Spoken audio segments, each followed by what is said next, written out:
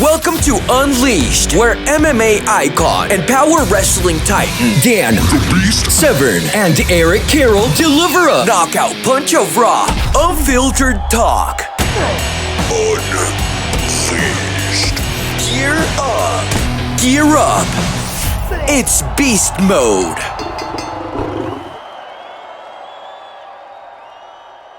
You'd think that as we get older that time should be becoming more friendly to us, but it seems like there's more things to fill that time with. Well, yeah, time's never friendly to anybody or anything.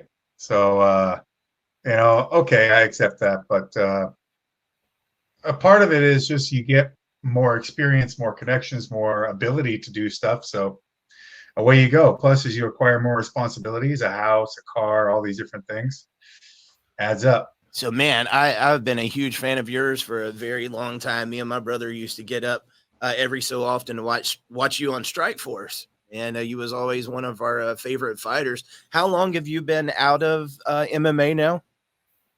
I don't know that I'm really. I don't know.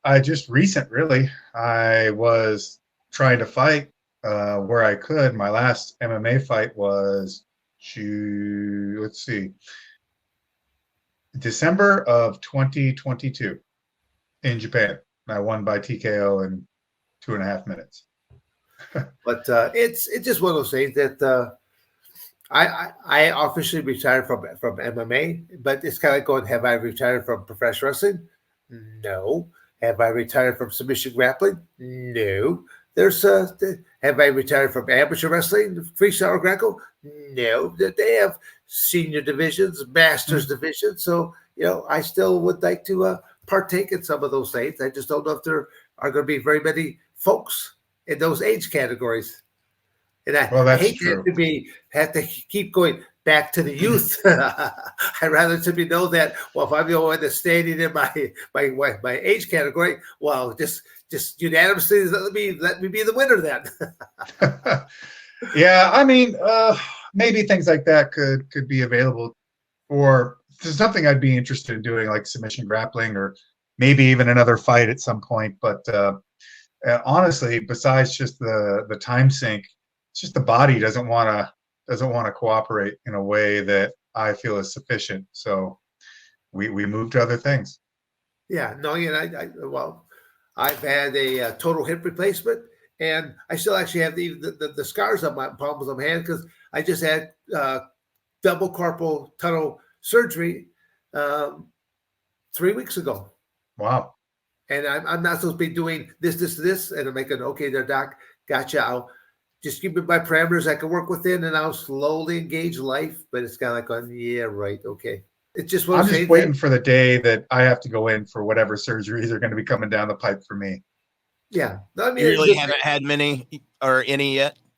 I've had my left shoulder, left hand, had arthroscopy on one of my knees, but I just know that I'm wearing stuff out at a rate much higher than you're supposed to. Because you're engaging in all these extracurricular activities. You're not just simply living a normal life. No, that's true. And when you have a type of injury, a normal doctor will just say, well, you don't need surgery, you can get by with that. I mean, just don't lift your arm as high. Well, that's not what I think of as, one, really being able to enjoy my life, but two, it's not what I do for a living. So that's not acceptable. I need somebody that understands how to get the human body back to a place of action and activity higher than your standard, run-of-the-mill person, your 9-to-5er. Yeah, because even when all your different things, still even when they finally come to an end, you still want to just simply enjoy life and do things and be able to go things and know that you can do it all and function at a good rate. So. Yeah, not being able to be on the mats and working with students and people like that would be just awful. Even if I'm not a competitor, I still want to be able to get out there. I still want to grapple and be a martial artist for as long as I can. And just share with what you've learned to other people, because it's everyone can learn something from everyone. Even if it is simply what not to do, okay, you can learn things from people. Now, Dan, I've heard you say many times that out of amateur wrestling and MMA, that the worst thing on your body was pro wrestling. And Josh, I know you cross over into pro wrestling as well. What's that been like on your body? It's actually been really, I mean, it's not that it's wear and tear free, but it's been easier on me than, to be honest, training camps for fights. That has been the most damaging thing that I've gone through. That's where a good amount, I think, of the wear and tear in my body has really come from. Just the high intensity training camps. And while you don't intend to tweak your knee at all in these kind of endeavors, but let's say you do it once, okay, twice, three, over a career of near 30 years and tweaking your knee, bit by bit, 30, 40 times, it adds up. When Eric was asking me like the question on that, I mean, in my aspect, when you go into a match, you know what your skill sets are. And so, I mean, yes, you're not always going to win all your matches, but, typically if you stick to your guns, you're going to do pretty good right there. The hard part for me in going into professional wrestling is willfully putting my body into somebody else's hands and pray to God they know what to do with my body. And that's where I got hurt probably more times than not, was being in the hands of someone else that they did train at one time, but because they're on that gravy train and they think they've made it, their skill sets are starting to slack. And it's okay if they're ones that are going to get hurt, but if they're handling someone else, typically they're going to get hurt. I've witnessed all kinds of injuries, working for a lot of major companies. It's like things that should not have happened. Even if the athlete was just going out there and he might have been slightly inebriated, because he's partaking of some barley pops before he goes out or whatever party favors he wants, and he's not functioning on full cylinders. So that's the sad part about that. I can speak from my own personal experience. Dan, you've got a very unique and particular type of body. You've got very sensual, very supple. It needs to be taken care of. Just so if you don't know how to handle a body like Dan Severn's, let me tell you, you're really working with something that it defies comparison. So I can completely understand where you're coming from there, Dan. That was good. Well, I'm not certain how to think that there, Josh, but you made me laugh no matter what. So that's all that matters. Josh, tell us about this blood sport. I'll be honest with you, I was not as familiar with it, and I started looking into it the other day and saw that you got this going. This looks very interesting. Mm-hmm. Well, the blood sport concept, and I've seen someone even make a post saying that I guess back in the day, you, Dan, and my student Shayna did a show called Blood Sport. Well, it was labeled Blood Sport for AIW at one point, but it wasn't like this per se. It was your show is totally different than any other show I've ever been to. And Matt Riddle and GCW did the first version of this, and I saw it and I thought, okay, well, they had looked to try and book me for it, but it just couldn't be made to work due to just some conflicts of scheduling was all, because it was during WrestleMania week, and I know what a fun time that is anyway, so I would have been up for it. But Matt Riddle afterwards gets picked up and goes to WWE. So they come reach out to me, and I just said, well, look, I saw what you did with the first show. I thought it was terrible, but a great concept, because it's tough to get people to do this kind of style. So I didn't hold it against anybody. I just said it's just a lot more difficult than you think. However, I do want to do, I'm up to doing it if it's my show. If I'm booking it, I'm agenting it, if I get to help be a part of this production and we develop it along the ways that I want to. And he just said, okay. And I don't know what they necessarily expected to begin with, and I don't blame him for that, because Brett had never dealt with somebody like me before, and even with all the shows he had done, Bloodsport was kind of a new thing, conceptually as well. And now we're up to the 10th show. Done 10 of these. We keep pushing the envelope. The last show had talent from the WWE, NXT, New Japan Pro Wrestling, AEW, TNA. At the very least to think of there, which was monumental and not something that had been done for a very, very, very long time. And for me, at the end of the day, I mean, it's really great to have the trust of these organizations to let you work with their athletes, but also that the athletes themselves wanted to be in this ring because they saw something in what we're creating here that drove them to it and made them want to be a part of it. And ultimately, that's one of my major goals with Bloodsport, is to make it a wrestler's promotion, a promotion where the wrestlers feel like when they get to be in this ring, they can be themselves in a way they can't be anyplace else, and that the focus is on them. I mean, yes, of course, we're selling a show, but it's a stripped down, raw version of professional wrestling, and it allows the wrestler, in a sense, it gives you no guardrails, no handrails. You can't really get helped very much in this by gimmicks and catchphrases and other stuff. But at the same time, it lets you really show who you are. And I think that's a lot of the allure for these wrestlers to go out there and do that. Well, the thing is, I always say that the marquee says professional wrestling, but how many different organizations actually that have athletes that know how to wrestle? You got a very unique ring concept because you don't have ropes. So it's very unique. You got the ring out there. You got the four posts. It's all there in concept, but there is no, you're not shooting people into the turnbuckles. You're not shooting people into the ropes, taking them off. So you're actually out there wrestling and doing strikes and things of that nature. Mm-hmm. So was that your concept idea there in the beginning, or?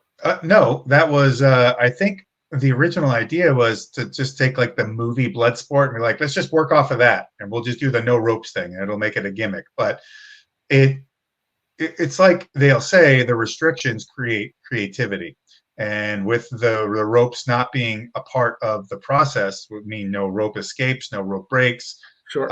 And things of that nature. It now forces you into a place where you have to be creative from what you lack, and therefore you start approaching the product and the process a whole different way, which I think can equate to moments in our ring that you're just not going to see any other place. No, you're totally right. Like I said, you can't. There's no ropes to bounce off of, no turnbuckles to smack off of. So it'll be literally you're going to be. It's kicks, it's punches, it's going to be all kinds of grappling down on the ground, but you still at the same token, you see that where they're whipping them off, but then they run and they get all so close to the edge without going over, tippy-toeing and things of that nature. So, I mean, there's some interesting ploys, and the crowd gets into it there as well. That's we got a great crowd. Yeah. How often are you guys doing the shows? It's a bit infrequent. We always do a show during WrestleMania week. Which our last one was just 2 weeks ago, to another sold. In fact, we pretty much, I think we've sold out every single show we've ever done. That's which awesome. is great. To pay, even whether it's a bigger venue, smaller, it doesn't matter. Like, we sell out, which is fantastic. I think the fastest sellout we ever did was a couple weeks once.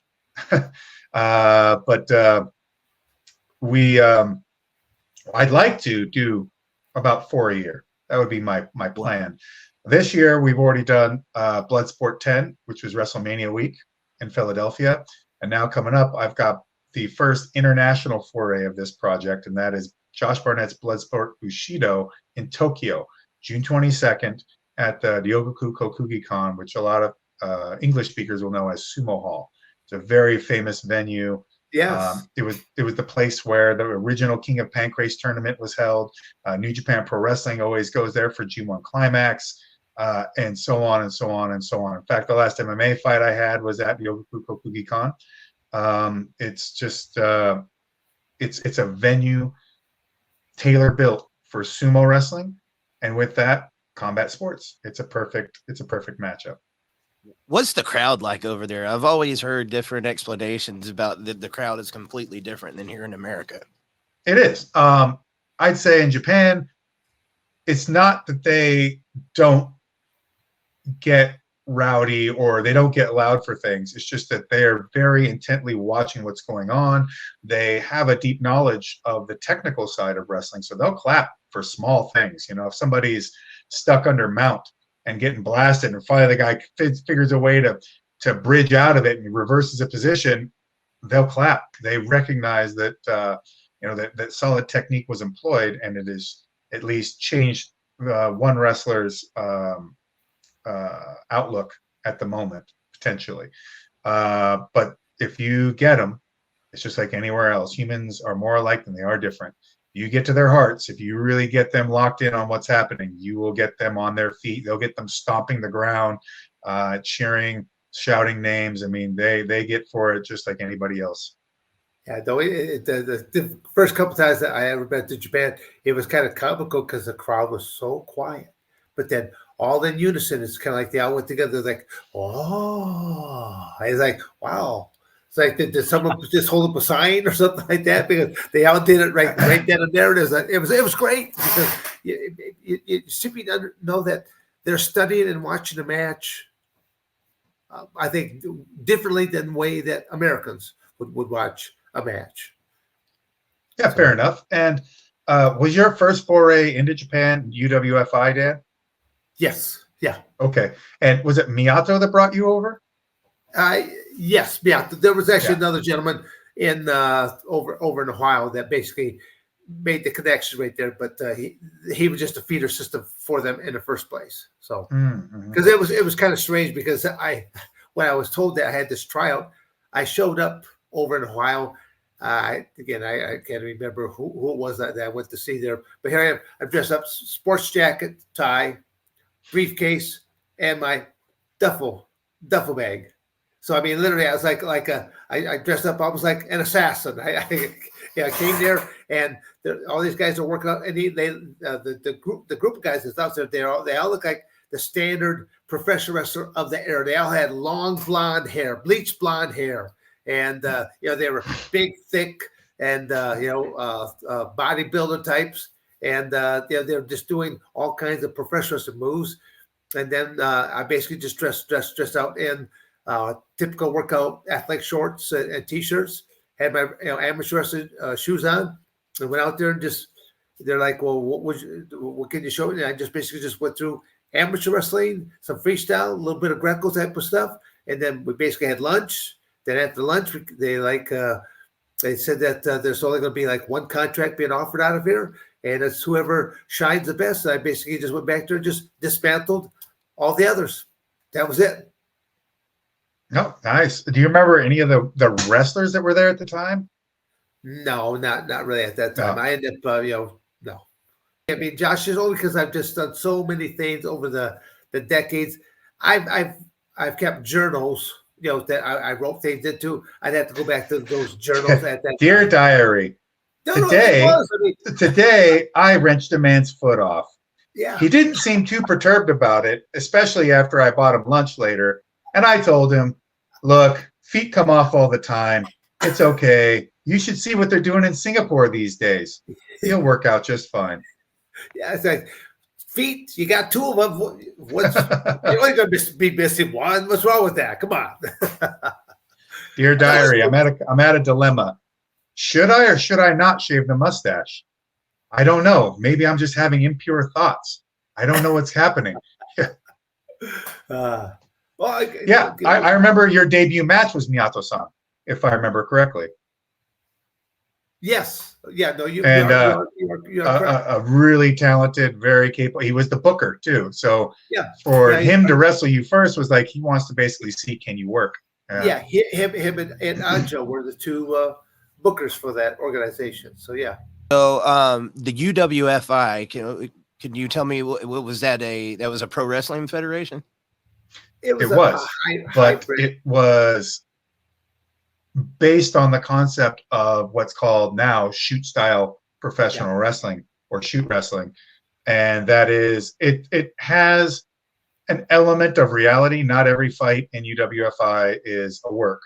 I know people want to fight over this, but I can promise you not every match was a work. Most were, but not all.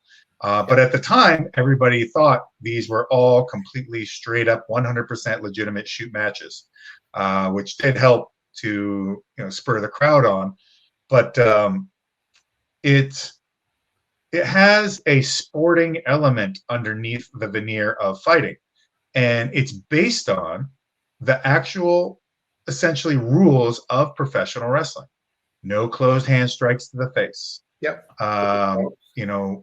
Rope escapes, that kind of thing. The idea of putting the kick pads or the leggers, they call them, on. That's, to make it a sporting, you can still use your martial arts technique, but there's protection. Obviously, if they were going to have a closed fist fight, they would have put a glove on you. So the thought process is the same idea there. And then they came up with a lost points system. So you just couldn't forever keep getting knocked down or grab the rope. So they really made a sporting theme out of this new style or newer style of professional wrestling, with the first one being the original UWF, where this started to form based on aspects from New Japan Pro Wrestling at the time, and all the training they were doing there, which was almost entirely shoot training, and then they would learn how to become workers, and then they go and they do New Japan. From that, certain guys started to grow and grow and grow.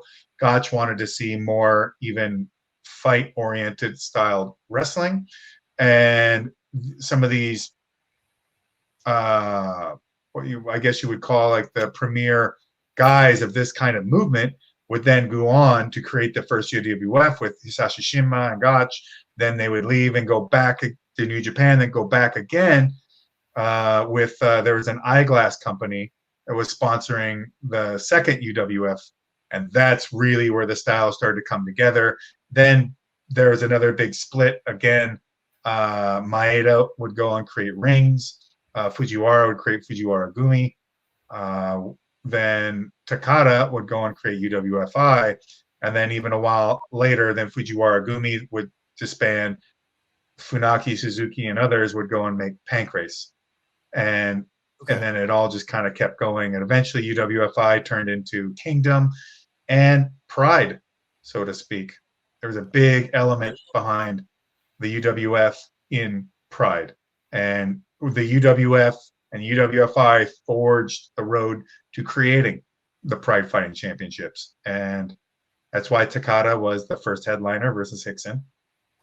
And people have a hard time understanding if you see what the UWFI was like at its heyday, at its highest point, stadiums chanting Takada's name, or just people literally losing their minds. I think there's by the tens of thousands. 55,000 seats sell at a baseball stadium, just like you said. Yeah, insane. So I can only imagine how awesome it must have been back then, Dan, to come from America. You still were wearing your suit and your duffel. I know this.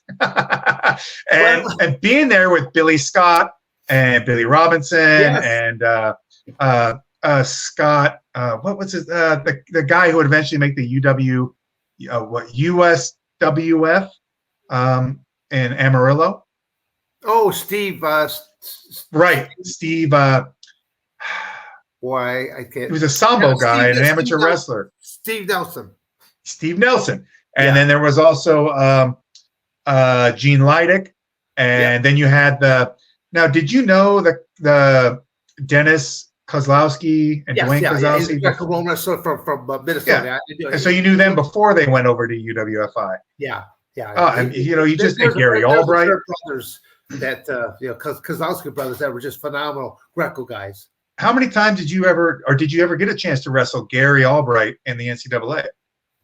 No, I never wrestled at the NCAA. Basically, the only time I ever did a thing was over in Japan, and I think there was one time that we did a tag match. It was there's a pair of Russians that went out there, Gary Albright and I out there, and I mean that night I was pissed because we're going up against these two Russians, Gary Albright and myself. The reason I'm pissed is I've got to do the job. and I'm the only one that's in shape. Uh, I mean, out of the other three are going to get blown up just going to the ring. Because even Albright was a big time smoker all the time, and he would say something, watch this, and he'd inhale a big old cigarette or something like that, and then as he's walking towards the ring, he just let the smoke roll out his nose and stuff like that, like the dragon or something like that. Just doing comical things along those lines. But I was just so pissed that night that I had to do the job that I was actually so pissed that I took it out on the first Russian. I'm just like, I'm throttling him. What we were supposed to do in the first encounter, none of it was happening because they take you to the dojo the night before. They go through almost too much scripting of things. I'm thinking, geez, well, Pete, this is supposed to look like a fight, and you guys are scripting this out like a professional match. I just, I was choking the guy. I was throttling him, and it's like going, then I started feeling sorry for him. I'm thinking, the dumb son of a bitch, he doesn't even know that he sees anything. This is all work, and he probably think I'm just being a bastard there about doing all the things I'm doing to him. I started feeling sorry for him because he's choking and gurgling out his own blood. It's like going, I'll let him tag out, and then when I let him tag out, I went with the rest of the program at that point. I kind of like going, well, I'm being paid. I'm also being paid by the Yakuza, and I want to be able to get out of town. Well, do you remember the Russians you were working that night? I'm sure one of them either was Viktor Zangiev or Hashimikov, and they were kind of a big name. Yeah, I gotta say that was the one name sounds like it, but that stuff is just, it's like I've got the programs, it's all stored in the box and stuff like that, but you got a pretty good memory there for just recalling all this kind of stuff. It's like going, it's one of my absolute favorite professional. In fact, the world heavyweight tournament that they did where Vader and Takada meet in the finals, that's what introduced me to UWFI. And I thought it was the coolest thing I had ever seen. And I thought watching through that tournament, the big bracket of 32 over different events, it really felt like something that really mattered. And I loved the presentation of it. I loved the feeling of the international aspect of best sportsmen and fighters and guys from everywhere showing up and all meeting in the ring. And I just thought I couldn't think of anything cooler. And I still say to this very day, that program, that world tournament, is still one of the best things in all of modern professional wrestling by far. I even thought the final match with Takada and Vader is one of the best matches I've ever seen in my life. And Albright doing a third place match versus Tamara, incredible stuff. Correct me if I'm wrong. It sounds like there was a lot of elements from this UWFI inside of Bloodsport currently. Some, but and people will bring this up quite a bit, especially in Japan. I had a reporter say, well, there's UWF type stuff that happens here and there all the time. Why would we care about your show? And I just said, well, we're not UWF. That was something of its time and its era.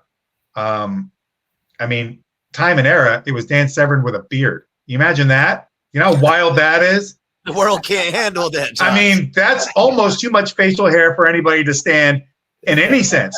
A full bearded Dan Severn, that's almost a WMD. But having that full beard with a Russian hat on top of it all. I've got some pictures of that. Dan, if you'd had a full beard on, there's no way I could have got that armbar ever. I would have been. There's no way. The bristles would have exploded my leg. It would have been impossible. So thank you for knowing how to look after young ones out there in the world as we're just scratching and clawing and trying to make it not hitting us with the full beard. But I just tell them, I go, that's of a different era. We can't recreate that because that time, that era, that spirit that was through what was being done at the time doesn't exist. And we would be foolish to try and recreate it. There are things, homages to it. There are things learned from it, but we cannot be it. That time is over. So we have to do something that has to stand out on its own, to be its own thing. And our style is not exactly UWF style. And there's variations you'll see between match to match, which is also good because it's not the same person wrestling every same match. Why would it look the same? And I know one of our people in the office in Japan remarked on Dan's match against Frank Mir, and they're like, "Wow, okay, that was very intense." And the way everything, I just felt like that match. They had to ask me, "Is that real?" I go, "Well, yes, it is. It's always real, but that's just what we do." And they're like, it felt like that was a real match. Like I could believe that. I go, exactly. And the match that came before it was different from Dan's, and the match that came after it was different from Dan's, and everything fits in its own place by the people that do it. But understanding that who we have to draw from and who the audience is now, it's just different. And even then, in 1991, 92, people thought the UWFI was 100% real. And I'm telling you, there are real fights in there. But it was worked. And they had a dojo amongst the majority of the people working there, all trained every day. So if you take these guys out of that place, put them in the ring, when they go and they go ahead and meet each other, they don't have to even say much. They know everything about one another so distinctly and explicitly that it's so easy for them. You bring in Dan, then you want Dan to be at the gym a bit, maybe get some time to roll with some people and talk to them and get some feelers, and yeah. Honestly, that's a really good way of approaching it anyhow, because if you can just shoot a little bit where no one's really trying to kick anybody's ass, you just shoot a little, you get a real feel for what somebody's going to do given a different situation. You go, okay, well, then if we go out in the ring and we're going to make a match, and I usually don't open the curtain this much on wrestling. I still really believe in kayfabe, but it allows you to like, oh, I already know how he likes to step and turn and where his natural inclinations are. Boom, right. We'll just work around that, and mine, so it's a lot easier that way. The other thing about the dojo system is it allowed the booker to go, well, I already know who the best guys in the gym are. That guy beats that guy every day here, so he's going to go over in there, and the disputes are easy to figure out too. Oh, I don't want to put him over tonight. Okay. Well, you put him over then. Well, I don't want to do that either. All right, just go shoot. Whoever wins, wins. We'll move on. Or they'd have him shoot in the gym. Yeah. Whoever wins gets to win in the ring. Okay, Josh, who was known as the Gracie Killer? Oh, Sakuraba. Yeah, Sakuraba. Okay, I was just starting to blank at that moment, but Sakuraba, I remember when I was first going over for the UWFI, he was just a young green boy. Mm-hmm. He would be there, cleaning the mats, scrubbing the toilets and stuff like that. And then he'd be over there fixing food and things of that nature. I was there the night that they smartened him up. And like, you could just see all the wiring in his mind, just like, that he couldn't believe that all this time, because every other month that I was going over there for these events, he would have like a new goose egg, mouse ear. His ear would be all slowly bloated there because a fresh cauliflower ear. I mean, they were just beating the tar out of him. And then to see him that night, and then to see all the wiring just going up, but then to see what he did in his shoot career, and I mean, he did really phenomenal for himself. So it fantastic. Made my heart feel good just to see him, go from low man on the totem pole. Because even to kind of stuff like that, these guys would go in the shower, they come on out, and then basically the Green Boys had to simply like squeegee him down with the towels. They weren't even drying themselves off. Thinking, dude, that's just a little bit too far there on this little deal you got, the dojo deal you got going on here now. Barring having to get dried off by your young students. The dojo system has a lot that works for it in bringing people all up at the same time, always having people there that you can bring the new ones in with. And I also believe that when you teach people to professional wrestle, teach them how to be a shooter first. Teach them how to wrestle amateur and with submissions, and teach them how to strike. Teach them how to actually spar. Then they could do anything they want when they get in the ring as a pro wrestler.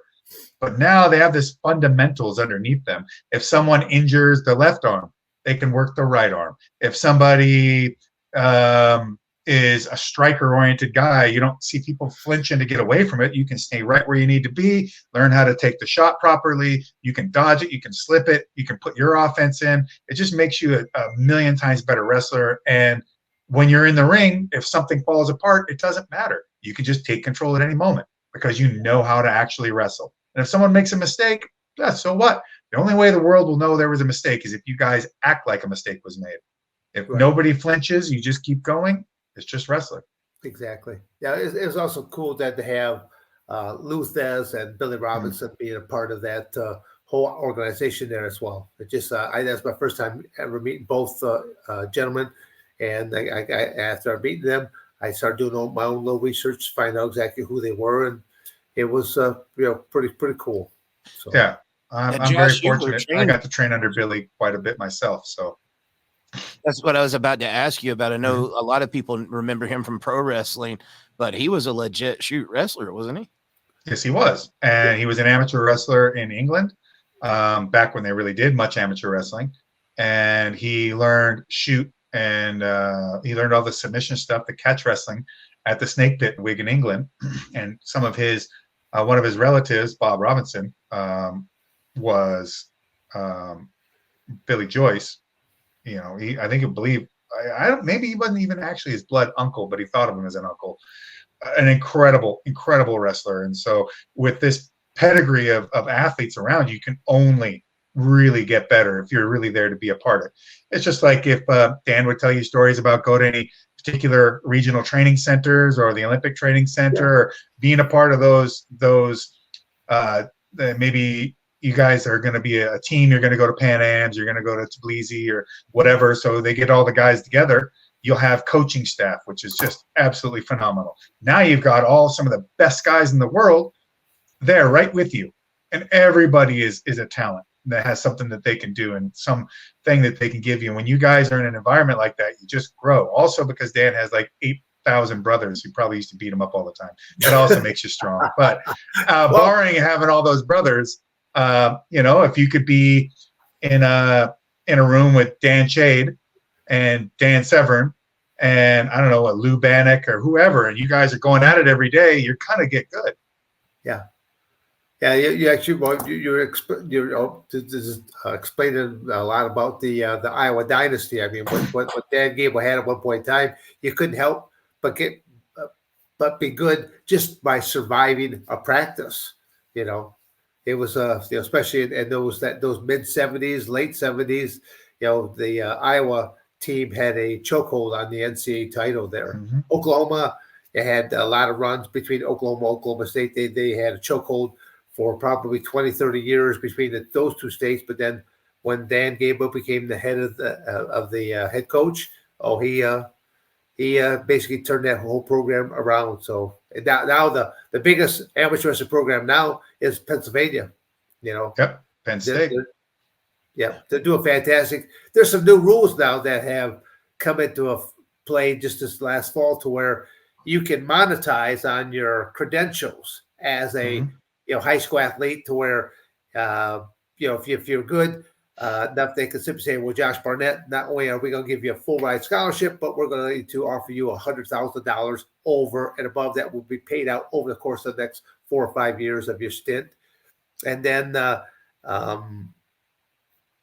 you could have a great freshman year, and then all of a sudden you can get other schools that will simply say, well, Josh, you did such a phenomenal job your freshman year. We're going to offer you $200,000 to come over to our program, and there's no penalty. You can actually leave one program, go to the other one, and you don't have to sit out.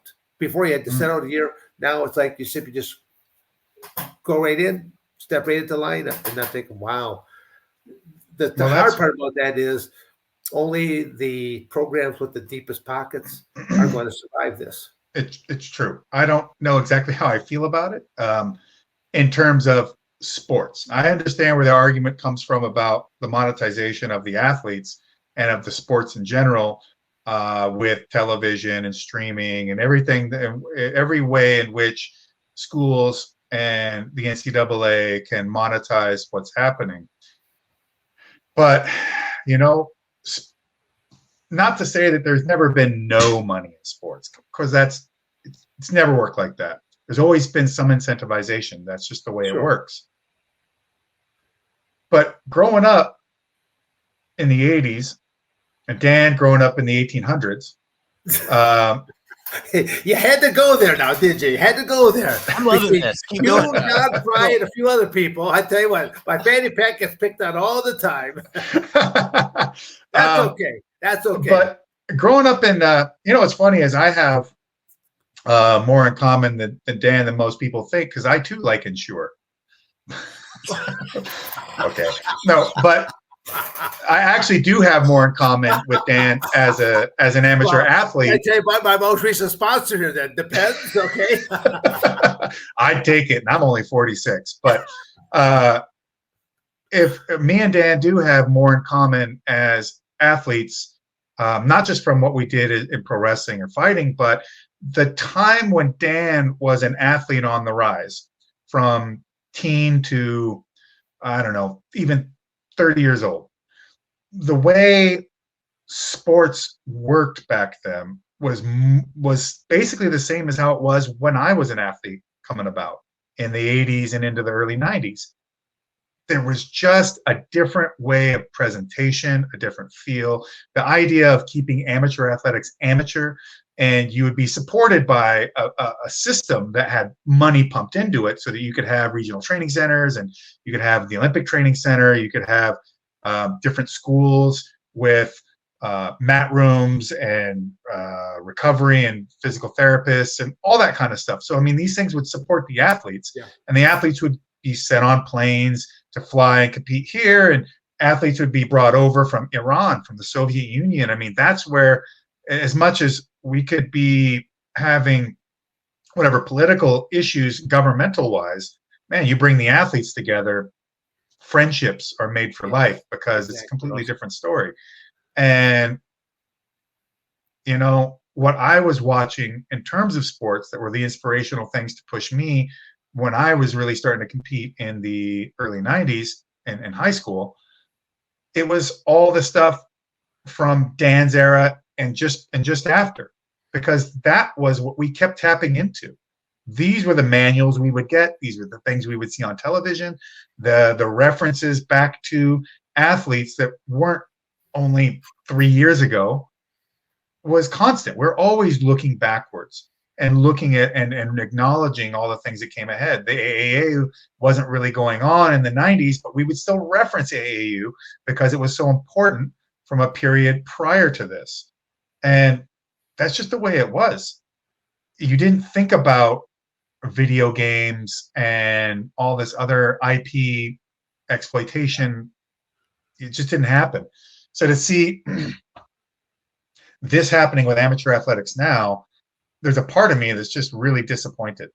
I don't necessarily want athletes to be cheated out of anything that maybe they were deserving because of the incentivizations from the fan base coming to see them. But I don't know. I mean, there's way too much money in these universities as it is. It's a whole different story about how the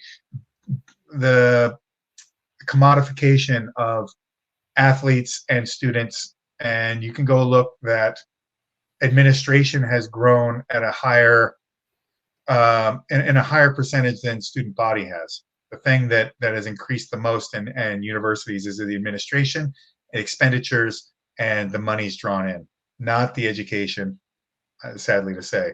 So there's a part of me that really doesn't like hearing about the monetization. But you think about that, and hell, if you could transfer schools like you can now.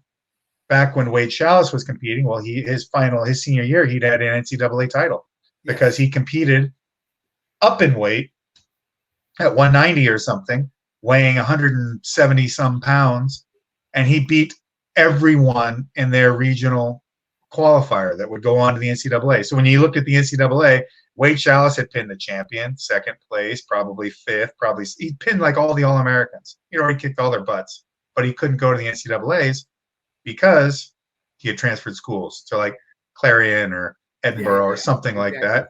So he wasn't couldn't qualify. Wade Chalice, the cradle man. Oh yeah, the spladle, the cradle. Yeah. Yeah. Legal pain, brutal had brutal half Nelson. I also like the fact that's where I learned my cradle from originally. Oh, I put a new little twist onto it, and I pinned a lot of people with the cradle. and he's got a move he calls the Severn, which was your front headlock, and you get hand control, bing, bing, bing, and then they let you bring it up, and boom, the head goes under. You turn the corner and put them on their back. Yeah. No, again, that's where I delivered even one a cradle to Oleg Taktarov in the Ultimate Fighting Championships. You did was it the Ultimate or the first time? It was the first fight, right? Yeah, the first fight. As I cradled him, and once I had him cradled, I basically brought my head on up and then shot him a knee shot to the head. Yep. Yeah. Yeah, I remember he was like peeling away at your knee sleeves, just trying to hold on to not get kneed in the head anymore. Yeah, that was actually the first fight where I had him down on the ground, and he basically had he had an armbar position, but that was the time that you could actually hold on the cage. And I'm sitting there hold on the cage, and he's not gonna, that cage is gonna come down. But when I saw him pulling down on my knee pad, I'm thinking he's pulling on my knee pad. I'm looking where my knee is, just above his head, like going, well, this is gonna kind of suck here a little bit. I just dropped that first knee. It stunned him. I'm thinking, well, he's still fighting here right now. So it's like, I'm gonna drop the next one. Next one, it just opened up his forehead. It just split. Oh, he was bleeding profusely. And yeah, you're right. By being able to hold onto the cage, kept your base. But the other thing is, it was he had his legs on, he had your arm trapped, but the only way he could have finished it was by getting his hips all the way up, which you weren't going to let him. And then the fence, of course, you could hold on to it, but even if you couldn't, he couldn't rotate. If he needed to get a better angle, try and get that arm bar, you'd have to rotate. The fence is in the way. He was stuck, and then you start kneeing him, and that was a bad deal. So much blood flowed off his forehead. It literally filled up both eye wells. He even turned his head sideways and let run out of the corner of his eye, corner of his nose, and it crossed my mind when he turned his head sideways, drop a knee down. But I'm thinking, oh man, I could kill him if I drop a knee and put it right at that temple. That could be coup de grace. I could end his life thinking, I can't do that. I mean, it's kind of like going. I want to win. I'm not here to take someone else's life in the process. Even the knees. I mean, Josh, I'd probably be the biggest pansy when it comes to doing that kind of stuff. I probably finished off more matches, and I actually had my opponents say to me afterwards, that was the nicest beating I ever took. because they knew that I could have done things, and it was there. I remember like one time I was in a guy's guard at some MMA show, and I just came up and I just bopped him on the nose, not to break it, enough just to make him bleed. But he's on his back, and I'm just holding him stuff like that there. But where does the blood go when you're got a bloody nose? It's going backwards down his throat, so he starts choking and gagging on his blood. He's going squirming all over. He's coughing, spitting, spurting, stuff like that. And I simply just said, "Tap, and you're out of here." And the referee heard me, and the next thing you know, he's tapping on me, and the referee stops the match and stuff like that. He goes, I go, he panicked. And I had to coach him. He didn't know what to do. And it's kind of like, did I do anything wrong? No, I could have simply just hammer struck his nose and broke it and smashed it all over his face. But it's kind of like going, that's what I would have done. Well, again, I was just like a journeyman making paydays. That's all I was, because there was no real money at that time. In the UFC, that was okay. That match should take place in the UFC. So for an 8-man tournament, there was a $50,000 purse on the line. But it's kind of like going, I still looked at it as like, those, like that first match, just dropping all those knees on his head. Then I had another match with Oleg, second match where I delivered well over 300 headbutts in basically a 30-minute match, to where, within a few minutes after the match, they had to rush him to the hospital because the skull started to swell on up. And the match would have been over earlier without the mustache. They was giving padding to those headbutts. I don't know. My better half just talks to me about the big old pumpkin head that I have. So, Josh, I heard you talk a little bit earlier about you don't usually talk that much about pro wrestling because you still believe in kayfabe. And obviously kayfabe was, especially here in America, is pretty much gone. Just out of curiosity, what's that like over in Japan? Do they still keep kayfabe there? Or, I mean, everybody to a degree. And I like to try and still maintain it because I just think that it doesn't matter if you know it's a work or not. If it's not made apparent, if the only thing that is being done is creating the environment to draw you in and to gather and garner your focus, then you're going to deliver the best experience to that person, no matter how much they know or they don't know. And the more that they lead with their heart and not their brain, the more they're going to love it. And I just want people to suspend disbelief, get invested, and walk away with something that's in their heart and not in their head. Something that just like when they think about it, it inspires them, or it angers them. It creates a response that's vivid, that they'll tell somebody else about.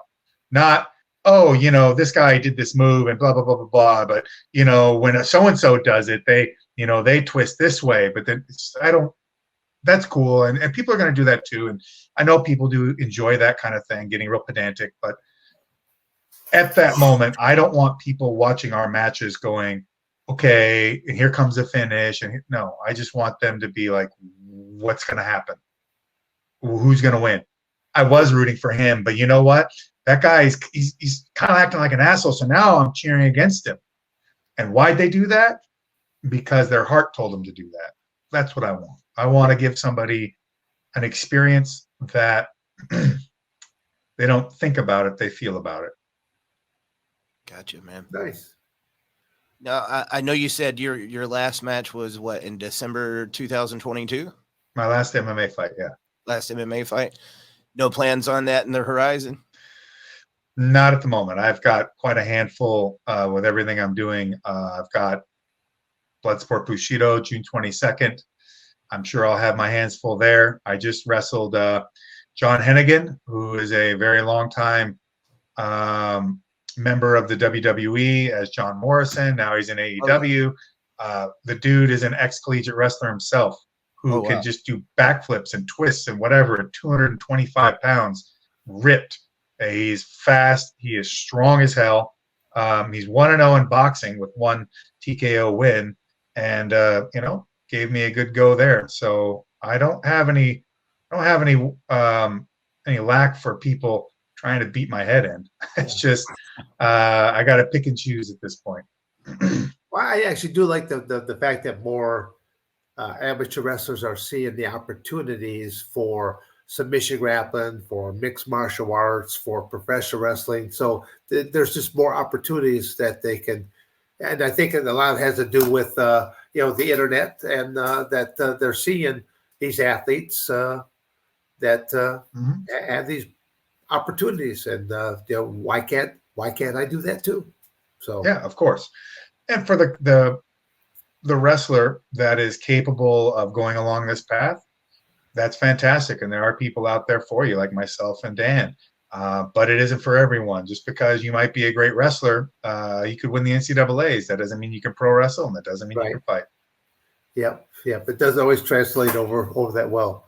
Josh, what do you have any social media type things you want to put out there or something? I'm on Instagram and Twitter at Josh L. Barnett, because Josh Barnett was taken. And I have Josh Barnett Official as my Facebook fan page. And I've got joshbarnett.com, which is a pretty cool looking website, if I have to say so myself. I've got a series of instructionals at bjjfanatics.com at the moment, teaching the old school original art of professional wrestling, catch as catch can, but teaching it in the sense of the skills that I use to win titles and grappling and fighting in the world, and things that other people have as a backbone as well, like a Sakuraba, like an Eric Paulson, like a Matt Hume. So I'm bringing that knowledge to the masses here, Nice. All for one good payment on your credit card. Yeah, there you go. No, nice. It's good that you passed on that knowledge. I mean, that's what's that. The internet's there now that you can teach teach one good class, and it just gets played again and again and again. It also beats having to have a brick and mortar school. Not that I wouldn't want one of those at some point, but with the amount of traveling I'm doing and the amount of projects I'm involved in, hell, outside of fighting, I've got a whiskey brand that I do, Warbringer, and we've got a single barrel War Master edition. Well, I just released the first cast strength round 1 blend that we did, which I handpicked all the barrels and did all the blending. And now we've also partnered up with Cowboy Cerrone for a Cowboy edition, which is a cast strength straight bourbon, also finished in with our sherry cask and mesquite smoked corn for a big smoky taste. But we've also added a Tennessee-inspired mesquite charcoal filtering, which gives a nice little sweetness to it and kind of mellows it a little bit. Wow, that sounds quite the ingredients you have going there for those couple of different blends. Wow, nice. Well, I take it seriously. I've done everything at the distillery that you can think of, from mashing the grain, doing the fermentation, doing the distillation runs, bottling, labeling, everything. I guess I do have an assistant distiller title, although I don't really use it anymore. But if they have to call me up, I'm always available. Well, I'm glad that you're hands-on in all your operations there. It's again, unless you got anything else to plug, I don't want to take up any more of your time there, Josh. It's been a real honor and pleasure getting to have you on here and to chat with you again. So I do got one last question for Josh. Josh, how do you think the history of MMA would have been different if Dan had a beard?